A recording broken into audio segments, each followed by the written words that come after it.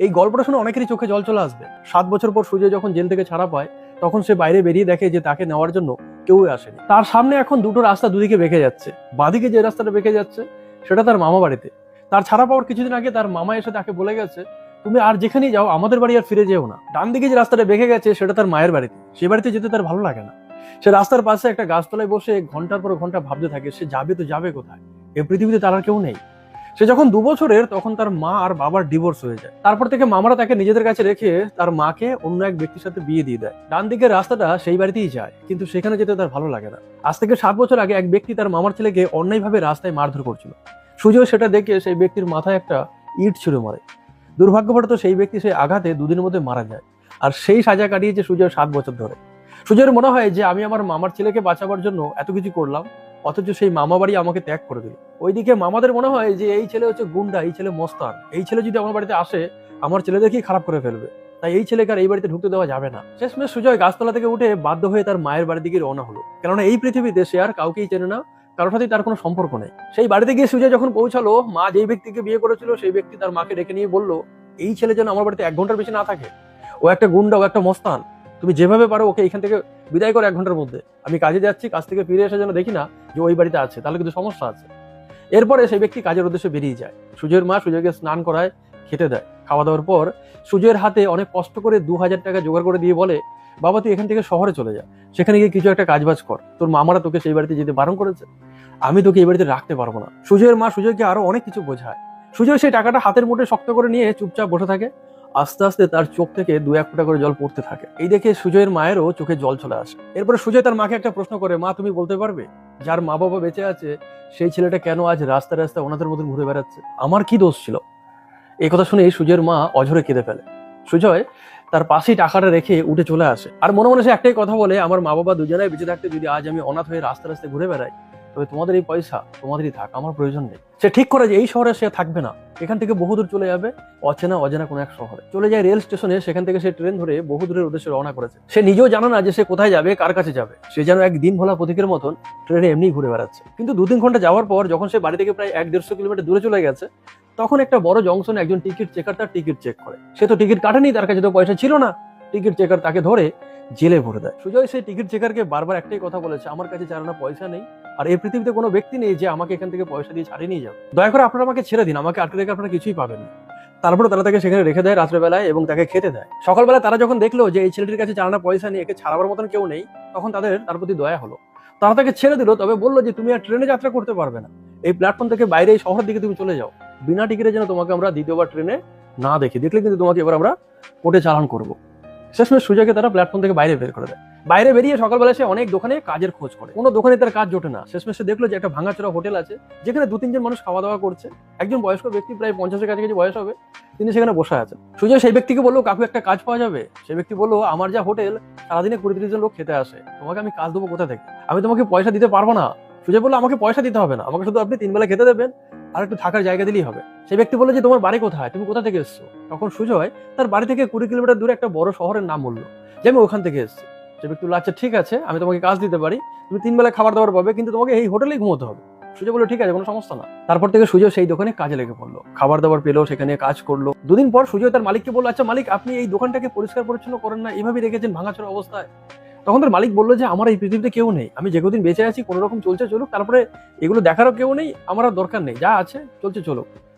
সুজয় তারপর দিন থেকে হোটেলটাকে পরিষ্কার করা শুরু করে, সুন্দর করে আস্তে আস্তে গুছিয়ে তোলে। 7 দিন যেতে না যেতেই সেই হোটেলে আগে থেকে অনেক বেশি মানুষ আসা শুরু করে দেয়। সুজয়ের কথাবার্তা ব্যবহার খুব সুন্দর ছিল, তাই যারা সেখানে খেতে আসতো একবার, তারা বারবারই সেখানে খেতে আসা শুরু করে দিল। সুজয়ের মালিক আস্তে আস্তে ব্যবসাটাকে আরো বড় করতে শুরু করলো। সমস্যা ভেবে যেতে না যেতে সেই হোটেলে এখন মালিক ছাড়া আরো 3 জন কর্মচারী আছে। প্রতিদিনই প্রায় 100-3 কাছাকাছি মানুষ খেতে আসে। তাই সেই হোটেলটাকে ভেঙে নতুন করে তৈরি করার প্ল্যান হলো। তো যখন হোটেলটা ভাঙা হলো, কাজবাজ বন্ধ, তখন একদিন মালিক আর সুজয় বসে বসে গল্প করছে। মালিক জিজ্ঞেস করলো, আচ্ছা সুজয়, তোর বাড়িতে কে কে আছে? সুজয় এবার তার জীবনে গল্প বলা শুরু করলো, যে আমার 2 বছর বয়সে এভাবে মা বাবার ডিভোর্স হয়ে যায়, তারপরে মামারা আমাকে রাখে, তারপরে মায়ের বিয়ে দিয়ে দেয়, আমি মামাদের বাড়ি মানুষ হই। তখন সেই মালিক তাকে জিজ্ঞেস করা, তোর মামারা কি করে? সুজয় বলে যে আমার এক মামা সবজি বিক্রি করে, আরেক মামা মাছ ধরে। তখন সেই মালিক তাকে জিজ্ঞেস করে, তোর মামাদের বাড়ি কোথায়? সুজয় তাদের এইবার প্রপার ঠিকানা বলে। তারপরে তার মালিক তাকে জিজ্ঞেস করে, তোর মায়ের নাম কি? সুজয় তার মায়ের নাম বলে। এইসব জিজ্ঞাসা করতে করতে সুজয়ের মালিকের চোখ থেকে জল পড়ছিল। সুজয় কিন্তু খেয়াল করেনি, কিন্তু যখন তার মায়ের নাম বললো তখন মালিক একটু জোরেই কেঁদে উঠলো। সুজয় জিজ্ঞেস করলো, মালিক কি হয়েছে, কি সমস্যা আপনার, আপনি কেন কান্নাকাটি করছেন, আমি কি কিছু ভুল বললাম? তখন তার মালিক বললো, না রে, তোর জীবনের কষ্ট শুনে আমার খারাপ লাগছে, আমারও এরকম কষ্টের জীবন। সুজয় সবকিছু খুলে বললো যে আমার লাইফে এই ঘটনা ঘটেছে, শেষমেশ মায়ের কাছে গেছিলাম, মা আমাকে পয়সা দিল, আমি নিয়ে আসিনি, রেখে দিয়ে চলে এসেছি, এইভাবে এখানে পৌঁছে গেছে। তখন তার মালিক বললো যে তুই তোর মায়ের পয়সা নিসনি কেন, মায়ের প্রতি ঘৃণা হয়েছে? সুজয় বলছে, আমি জানি না মায়ের প্রতি আমার ঘৃণা না করুণা না দয়া, আমি নিজেও জানি না, আমার মনে হচ্ছে যে এই পয়সাটা আমার দরকার নেই, তাই আমি রেখে চলে এসেছি। এরপর তখন সুজয় মালিককে জিজ্ঞেস করে, মালিক আপনার জীবনের ঘটনা বলুন, আপনার তো কোনো আত্মীয় স্বজন কাউকে দেখি না। সুজয়ের মালিক তখন তাকে বলে যে আমিও বিয়ে করেছিলাম, আমার সন্তানের যখন 2 বছর বয়স হয় তখন আমি আমার স্ত্রীকে একদিন 2টো থাপ্পড় মেরেছিলাম। সেই অশান্তি এতটাই বড় আকার ধারণ করে যে শেষমেশ আমাদের ডিভোর্স হয়ে যায়। আমি আমার ছেলেটাকে আমার কাছে রাখার অনেক চেষ্টা করেছিলাম, কিন্তু কোনো কিছুতেই রাখতে পারিনি। কিছুদিন আগে আমার মা বাবা মারা যায়, আমার যারা আত্মীয় স্বজন আছে তারা আশেপাশে কেউ নেই, তারা বহু দূরে আছে, সবাই তারা পয়সাওয়ালা মানুষ, কেউ কারো খোঁজ নেয় না। তো তখন সুজয় তার মালিককে জিজ্ঞাসা করে যে মালিক আপনার বিয়ে কোথায় হয়েছিল? তখন সে মালিক বলে যে এখান থেকে অনেক দূর, তুই চিনবে না। এরপরে মালিক বলে যে সুজয়, তোর একবার তোর মামা বাড়িতে যাওয়া দরকার, তারা তোর জন্য অনেক কিছু করেছে, তুই কখনই তাদের ঋণ শোধ করতে পারবি না, তোর যাওয়া উচিত। সুজয় কিছুতেই রাজি হয় না, শেষমেশ মালিক তাকে জোর করেই বললো যে তুই 50,000 টাকা নিয়ে যা, তোর মামা মা এদেরকে দেখ তারা কিভাবে আছে, তারা তোর জন্য কিছু না কিছু তো করেছে, তুই রাগ করিস না, তুই যা। শেষমেশ মালিক তাকে 50,000 টাকা দিয়ে জোর করেই তার মামা বাড়িতে পাঠায়। সেখানে সে এসে দেখে যে মামা মামি সবাই উদাস হয়ে বসে আছে, এতক্ষণ তাদের মাথায় যেন কোনো একটা চিন্তা ছিল, কিন্তু তারা যখন সুজয়কে দেখলো এখন যেন তাদের চিন্তা দ্বিগুণ হয়ে গেল, তারা সবাই বিরক্ত হয়ে উঠলো। মামা তো বিশেষ করে অনেকটা তেড়ে মেরে এলো, তোকে বলেছিলাম না আমার বাড়িতে আসবি না, কেন এলি তুই? সুজয়ের যখন 15 বছর বয়স তখন সে জেলে গেছিল, নাবালক ছিল বলে সে 7 বছরই ছাড়া পেয়ে গেছে। এখন সুজয় 22 বছরের হয়েছে। তার মামা তখন তাকে খুব ভালোবাসতো, 7 বছর পর দাদাকে দেখে সে আনন্দে জড়ি ধরেছে, তাকে ঘরে টেনে নিয়ে গেল। তখন সুজয় তার বোনকে জিজ্ঞাসা করে, কি হয়েছে রে, বাড়িতে সবাই চুপচাপ বসে আছে মন খারাপ করে? তখন তার বোন বলে যে আমার 4 দিন পরে বিয়ে, টাকা জোগাড় হচ্ছে না বলে তাদের মন খারাপ। সুজয় জিজ্ঞাসা করে যে কত টাকা লাগবে? বোন বলে যে দাদা 30,000 টাকা লাগবে, কোনোভাবে জোগাড় হচ্ছে না। সুজয় সঙ্গে সঙ্গে তার পকেট থেকে 30,000 টাকা বের করে তার মামার হাতে দেয়, দিয়ে বলে, মামা এটা আমার সৎ পথের ইনকামের পয়সা, আমি শহরে একটা হোটেলে কাজ করি, এই টাকাটা রাখো, বোনের বিয়েতে খরচা করবে। মামা সেই টাকাটা হাতে নিল, কিন্তু সুজয়কে কোনো কথা বলতে পারলো না, হয়তো কোনো কিছু বলতে চাইছিল সেটা তার বুকে বাজছিল, তাই তিনি আর কিছু বললেন না। সুজয় উঠে গেল, স্নান খাওয়া করলো, বোনকে নিয়ে বিকালবেলা সে তার মায়ের বাড়ি পৌঁছালো। সেই বাড়িতে গিয়ে দেখে যে সেই বাড়ির মালিক তার মায়ের নতুন স্বামী অসুস্থ হয়ে বিছানায় পড়ে আছে প্রায় 1 মাস ধরে, তাদের এখন ইনকাম নেই, খাওয়া দাওয়া ঠিক মতন জুটছে না, এমনকি সেই ব্যক্তির চিকিৎসা ঠিকঠাক হচ্ছে না। 2 সন্তান, একজনের 16 বছর বয়স, একজনের 18 বছর বয়স, তারাও পড়াশোনা ছেড়ে দিয়ে বাড়িতে বসে আছে, সংসার যেন কোনো রকমের চলছে না। শেষমেশ সুজয় তার মায়ের দিকে তাকিয়ে দেখলো যে মায়ের শারীরিক অবস্থা দিন দিন খারাপ হয়ে যাচ্ছে। তখন সে সেই ব্যক্তির সামনেই তার মায়ের হাতে 20,000 টাকা তুলে দিয়ে বলে যে তুমি ওনার চিকিৎসার ব্যবস্থা করো আর বাজার ঘাট করো, আমি প্রত্যেক মাসে তোমাদেরকে কিছু করে পয়সা পাঠাবো। এরপর সুজয় তার বোনকে নিয়ে মামা বাড়ি ফিরে আসে। 4 দিন পর বোনের বিয়ে, বোনের বিয়েতে মামা ভাগ্নে সবাই মিলে খুব আনন্দ করলো। বিয়ে সম্পূর্ণ হতেই সুজয় তার নিজের কাজে আবার ফিরে গেল। নতুন হোটেল হয়ে যাওয়ার পরে মালিক তার মায়না 20,000 টাকা করে দিল। সে প্রত্যেক মাসে যা মায়না পেত সেই মায়না নিয়ে বাড়ি আসতো, মামাদের কিছু পয়সা দিত, মাকে কিছু পয়সা দিত। প্রায় 2 বছর এভাবে যাওয়ার পরে সুজয় আর সুজয়ের মালিক আরেকটা নতুন দোকান কিনলো। সুজয় কিন্তু এখন আর হোটেলে ঘুমায় না, এই হোটেলটা যখন ভেঙে নতুন করে তৈরি করা হয়েছে তখন থেকেই সুজয়ের মালিক সুজয়কে তার নিজের বাড়িতেই রাখে। এরপরে সুজয়ের মালিক সুজয়ের জন্য মেয়ে দেখা শুরু করে। তো একদিন তারা দুজনে মিলে যখন মেয়ে দেখতে যায় তখন মেয়ের বাড়ির লোক জিজ্ঞাসা করে, এই ছেলের কি আছে, কি দেখে আমরা ওকে বিয়ে দেবো? তখন সুজয়ের মালিক বলে যে ওর একটা বাড়ি আছে, ওর একটা হোটেল আছে নিজের নামে। তখন সুজয় তার মালিকের দিকে তাকিয়ে আছে, এসব কেন বলছে, আমার তো এসব কিছুই নেই। সে ব্যক্তি বলে, যদি আপনাদের বিশ্বাস না হয় তাহলে আপনারা 7 দিন পরে আসুন আমাদের বাড়িতে, আমি আপনাদের কাগজ দেখিয়ে দেবো। পরের দিন সকালে সুজয়ের মালিক সুজয়কে নিয়ে কোর্টে চলে যায়। সেই হোটেলটা এবং তার নিজের বাড়ি দুটোই সুজয়ের নামে করে দেয়। সুজয় তো অবাক হয়ে যায়। সুজয় বলে, মালিক এগুলো আপনি আমার নামে কেন করছেন? মালিক বলছে, দেখ আমার এই পৃথিবীতে কেউই নেই, একমাত্র তুই আছিস, তুই যখন এসছিস তখন আমার ব্যবসা কি ছিল তুই দেখেছিস, আজ আমি কোথায় পৌঁছে গেছি, আমি কি এগুলো সঙ্গে করে নিয়ে যাবো? আমার তো কেউ নেই, আমি এগুলো সব তোর নামেই করে দিয়ে যাবো, শুধু তুই আমাকে ছেড়ে যাস না, এই সব কিছু তোর, তুই শুধু আমার জীবনের শেষ দিন পর্যন্ত আমার পাশে থাকিস। সুজয় তখন তার মালিককে জড়িয়ে ধরে কেঁদে ফেললো। সে বললো যে আমি আপনাকে ছেড়ে কোথাও যাবো না, আপনার জীবনের শেষ দিন পর্যন্ত আমি আপনার পাশেই থাকবো। এরপরে সুজয়ের বিয়ে দেওয়া হয়ে যায়, তার নতুন জীবন এখানেই শুরু হয়। ওইদিকে তার মা বিয়ে করার পরে যে 2 সন্তান হয়েছিল, বড় সন্তান চাকরি পেয়ে বিয়ে করে আলাদা হয়ে গেছে, ছোট সন্তান বিয়ে তো করেছে কিন্তু চাকরি বাকরি পায়নি। তাই তার মা সুজয়কে একটা অনুরোধ করেছে, তুমি তোমার ছোট ভাইটার একটা কাজের ব্যবস্থা করে দাও। সুজয় তাকে নিয়ে আসে এবং তার মামার এক ছেলেকে নিয়ে আসে, সেই নতুন দোকানটা কাজে লাগিয়ে দেয় যেটা তার মালিক কিছুদিন আগেই কিনেছিল। এভাবেই দুটো দোকান চলতে থাকে, বছরের পর বছর প্রচুর টাকা পয়সা তারা ইনকাম করতে থাকে। সুজয় তার মালিককে নিয়ে, তার স্ত্রীকে নিয়ে, তার সন্তানদের নিয়ে দেশ বিদেশে প্রত্যেক বছরই 1-2 বার করে ঘুরতে যায়। সুজয়ের আত্মীয় স্বজন এখন সবাই ভালো আছে, এখন সবাই তাকে ভালোবাসে কারণ তার কাছে প্রচুর পয়সা আছে। আস্তে আস্তে সুজয়ের জীবন খুব সুন্দরভাবে সেজে উঠলো। এর মাঝখানে সুজয়ের মালিক একদিন সুজয়কে বললো, তুমি যখন এরপরে বাড়ি যাবে তুমি তোমার মা, তোমার মামা সবার ছবি তুলে নিয়ে আসবে, আমি তাদের দেখতে চাই, কখনো আমার তো তাদের সঙ্গে দেখা হয়নি আর জানি না কখনো হবে কিনা। সুজয় তাদের ছবি তুলে এনে তার মালিককে দেখায়। তার মালিক সেসব ছবিগুলো দেখে আবার কেঁদে ফেলে। সুজয় আবার জিজ্ঞেস করে, মালিক আপনি কাঁদছেন কেন? মালিক তখন বলে যে এত সুন্দর ফ্যামিলি তো, সবাইকে দেখছি বেশ ভালো লাগছে, আমি তো একা এই পৃথিবীতে না, তুমি ছাড়া আর তো কেউ নেই আমার এই পৃথিবীতে। সুজয় কিন্তু তার মালিককে মালিক বলে ডাকলো, সুজয়ের বউ কিন্তু তাকে বাবা বলেই ডাকতো। সেটা কিন্তু সুজয়ের মালিক সুজয়কেই বলেছিল, তোমার বউ যেন আমাকে মালিক না বলে, যেন আমাকে বাবা বলেই ডাকে। এবং মেয়েটিও প্রথম থেকে সম্মানের চোখে তাকে বাবা বলেই ডাকতো, কারণ সেই ব্যক্তি সুজয়ের জন্য যা যা করেছে সেটা দেখি সেই মেয়েটি তাকে বাবা বলেই সম্মান করে ডাকতো। বছর কুড়ি কেটে যাওয়ার পরে সুজয়ের মালিক হঠাৎ করে অসুস্থ হয়, ওনাকে নিয়ে সুজয় হসপিটালে পৌঁছায়। ডাক্তাররা ওনার চিকিৎসা শুরু করে এবং সুজয়কে বলে যে ওনার রক্ত লাগবে, কিন্তু ওনার ও নেগেটিভ রক্ত, যেটা এই পৃথিবীতে সবচেয়ে রেয়ারেস্ট রক্ত। তখন সুজয়ের চিন্তা হয় যে রক্ত কোথায় পাবো। বহু খোঁজাখুঁজি করে সুজয় যখন ও নেগেটিভ রক্ত খুঁজে পাচ্ছে না, তখন তার মালিক তাকে ডেকে বলে, সুজয় তোর ও নেগেটিভ হবে, তুই একবার টেস্ট করে দেখ। তখন সুজয় বললো, আপনি কি করে জানলেন যে আমার ও নেগেটিভ হবে? তখন তার মালিক বললো, তুই একবার টেস্ট তো করে দেখ।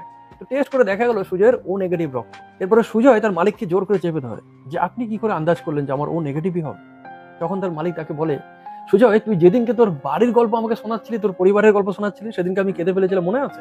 সুজয় বললো, হ্যাঁ। তোর মা যাকে প্রথম বিয়ে করেছিল আমি তোর প্রকৃত বাবা। তখন সুজয় বলছে, তাহলে আপনি আমাকে এতদিন বলেননি কেন? তখন সে মালিক বলছে, আমি যদি তোকে সেদিনকে বলতাম তুই হয়তো আমাকে ছেড়ে রাগ করে চলে যেতিস, সেই ভয়ে আমি তোকে বলিনি। কারণ তোর মা তোকে 2000 টাকা দিয়েছিল, তুই রাগ হোক ঘৃণাই হোক যেভাবেই হোক সেই টাকাটা তুই সেখানে ফেলে রেখে চলে এসেছিস। তুই যখন বললি তখন আমি দেখলাম যে তোকে এখন এটা বলা ঠিক হবে না, কারণ তোকে আমি 20 বছর পর ফিরে পেয়েছি, তোকে আমি হারাতে চাইনি, তাই আমি আর তোকে কিছু বলিনি।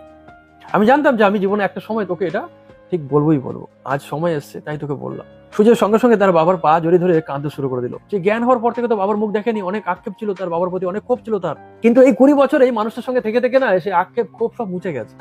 সুজয় সে কষ্টটাকে কোনোভাবে প্রকাশ করতে পারছে না, যে তার বাবাকে যে কতটা ভালোবাসে এখন সেটা বলে বোঝাতে পারছে না। তার বাবা তাকে নিজের কাছে টেনে নিয়ে গিয়ে আদর করে বলে যে এই জন্যই তো আমি সবকিছু তোর নামে করে দিয়েছি, তোর বিয়ে থেকে শুরু করে সবকিছু আমি বাবা হিসেবে যত দায় দায়িত্ব করার সব পালন করেছি। তুই আমাকে এত বছর তোর মামা বাড়িতে কতবার নিয়ে যেতে চেয়েছিলি, তোর মামাদেরকে কতবার নিয়ে আসতে চেয়েছিলি, আমি কিন্তু বারণ করেছি, আমি যাইনি, তাদেরকে এখানে আসতেও দিইনি, কারণ আমি জানি তুই যদি জেনে যাস তাহলে তুই হয়তো আমাকেও ছেড়ে চলে যাবে। এরপর আস্তে আস্তে সুজয়ের বাবা অসুস্থ হতে থাকে। সুজয় তার মাকে ফোন করে জানায় যে আমি যেই ব্যক্তির হোটেলে কাজ করতাম তিনি আমার প্রকৃত বাবা, আমি আমার প্রকৃত বাবাকে ফিরে পেয়েছি, তিনি এখন অসুস্থ, তিনি এখন মৃত্যু সজ্জায় আছে, তুমি যদি চাও তো দেখা করতে আসতে পারো। সুজয়ের মা এই কথাটা শুনে কাঁদতে থাকে। তিনি তার স্বামীকে বলতে পারে না যে আমি আমার পুরনো স্বামীর সঙ্গে দেখা করতে যেতে চাই, সে ব্যক্তি অসুস্থ, সে ব্যক্তি বাঁচবে না। সুজয়ের মা না বলতে পারলেও ওনার স্বামী যখন পুরো ব্যাপারটা জানতে পারে তখন তিনি তার নিজের স্ত্রীকে নিয়ে সেখানে এসে পৌঁছায়, কারণ সুজয় সেই ব্যক্তিকে প্রচুর টাকা পয়সা দিয়ে সাহায্য করেছিল। সে ব্যক্তি যখন শয্যাশায়ী হয়েছিল সুজয় তাকে টাকা পয়সা দিয়ে তার পরিবারকে বাঁচিয়ে রেখেছিল। তার ছোট সন্তানের যখন কাজ পাচ্ছিল না তখন তার ছোট সন্তানকে নিয়ে গিয়ে কাজ দিয়েছে। এক কথায় তার সুজয় তাকে আজ বাঁচিয়ে রেখেছে। তাই সুজয়ের বাবা মারা যাবে, আমরা শুনেছি যাবো না, এটা হতে পারে? তাই তিনি তার স্ত্রীকে নিয়ে সুজয়ের বাবাকে দেখতে এলেন। তিনি এটা জানতেন যে সুজয়ের বাবাই আমার স্ত্রীর প্রথম স্বামী। সবকিছু জেনে বুঝেই তিনি তার নিজের স্ত্রীকে নিয়ে এলেন হসপিটালে সেই ব্যক্তির সঙ্গে দেখা করতে। প্রথমে সুজয়ের মা এসে সেই ব্যক্তির পা জড়িয়ে ধরে কাঁদতে শুরু করে দেয়, আমি তোমার কাছে চিরঋণী থাকবো, তুমি আমার সুজয়কে কাজ দিয়ে তাকে বাঁচিয়েছো, আমাদের পরিবারটাকে বাঁচিয়েছো, আমার ছোট সন্তানকে কাজ দিয়েছো, তুমি আমার থেকে এত দূর থেকেও আমার অজান্তেই তুমি আমার অনেক উপকার করেছো, আর আমি তোমার ক্ষতি করেছি। তুমি একদিন আমাকে দুটো থাপ্পড় মেরেছিলে, সেই জন্য আমি তোমার সংসার ছেড়ে চলে গেছিলাম। তোমাকে ছেড়ে আমি যেই ব্যক্তির সঙ্গে নতুন সংসার বেঁধেছিলাম সে আমাকে প্রতিদিনই মারধর করতো, তখন আমি তোমার মূল্যটা বুঝতে পেরেছি। তুমি আমাকে পারলে ক্ষমা করো, আমি তোমার সাথে অনেক অন্যায় করেছি। এরপরে সুজয়ের মা অঝরে কাঁদতে থাকে। তখন সুজয়ের বাবা সুজয়ের মাকে সান্ত্বনা দিয়ে বলে যে তুমি কেঁদো না, ঈশ্বর বলবান, তিনি যা চাইবেন তাই করবে। তুমি 2 বছর বয়সের সন্তানকে আমার থেকে কেড়ে নিয়েছিলে, সে দেখো 20 বছর পর আমার কাছে ফিরে এসেছে। যাকে তুমি তোমার কাছে রাখবে বলে আমার কাছ থেকে জোর করে নিয়ে গেলে সে কিন্তু তোমার হলো না, সে ঘুরে ফিরে আমার কাছেই এলো, আর সে আমার কাছেই রয়ে গেল। এরপরে সুজয়ের মা পরে যে ব্যক্তিকে বিয়ে করেছে তিনিও আসেন, সুজয়ের বাবার সঙ্গে দেখা করেন, কথা বলেন। তখন সুজয়ের বাবা তাদের দুজনাকে বলেন যে তোমরা দুজনাই মিলেই এই পুরো পরিবারটা খেয়াল রেখো, আমার এবার যাওয়ার টাইম হয়ে গেছে। এরপরে সুজয়ের মামা বাড়ির সবাই সুজয়ের বাবার সাথে দেখা করতে আসে, তারাও সবাই কান্নাকাটি করে, তারাও ক্ষমা চায়। তিনি সবাইকে মন থেকে ক্ষমা করে দেন আর ঈশ্বরের কাছে কামনা করেন যাতে বাকি জীবনটা সবাই খুব ভালোভাবে কাটাতে পারে। সুজয় প্রচুর টাকা খরচা করেও তার বাবাকে বাঁচাতে পারেনি। কিছুদিন পর তিনি মারা যান। ওনার শেষ কাজের সময় ওনার মা এবং মামা বাড়ির সবাই আসে। কাজবাজ মিটে যাওয়ার পরে সুজয়ের নতুন বাবা বলে, দেখো বাবা, আমাদের বড় ছেলে তো আমাদের সাথে থাকে না, আলাদা থাকে, ছোট ছেলেকে তো তুমি এখানে কাজ দিয়েছো, সে তো বৌমাকে নিয়ে এখানে থাকে, তো এবার থেকে আমরা তোমার সাথে থাকবো, বাকিটা জীবন আমরা তোমার সাথে কাটাতে চাই, তোমার মতন সন্তান পাওয়াও সৌভাগ্যের বিষয়। সুজয় বললো, এটা হলে তো খুব ভালো হয়, এতদিন তো বাবা ছিল, এখন তার বাবা নেই, যদি আপনারা থাকেন তাহলে হয়তো আমি বাবার কষ্টটা একটু ভুলতে পারবো। তারপর থেকে তারা সবাই একসাথে থাকা শুরু করলো। আমার লেখা এই ছোট্ট গল্পটা আপনাদের কেমন লাগলো জানাবেন অবশ্যই। ভালো থাকবেন সবাই।